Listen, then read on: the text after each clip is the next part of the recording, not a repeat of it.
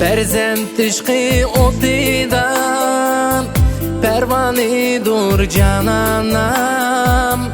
Мәңгі менің ділім ғам, yorug bergen nuranam.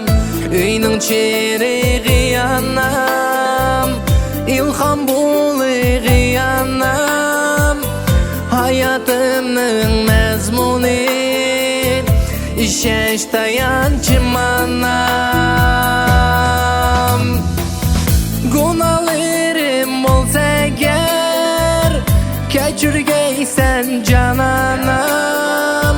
Mücizeler yaratışqam, qadir faqat sen anam.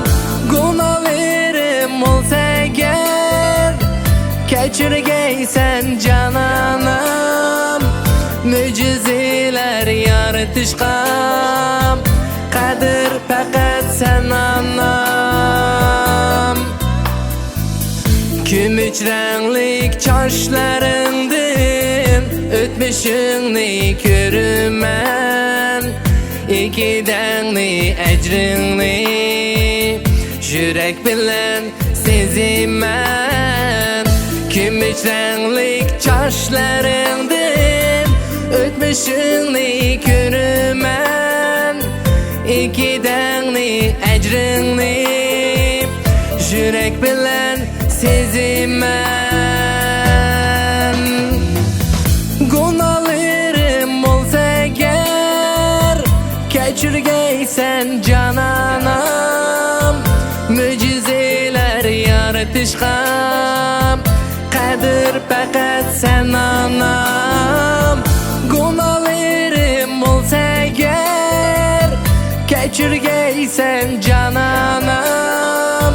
Mücizeler yaratışqam, qadir faqat sen anam.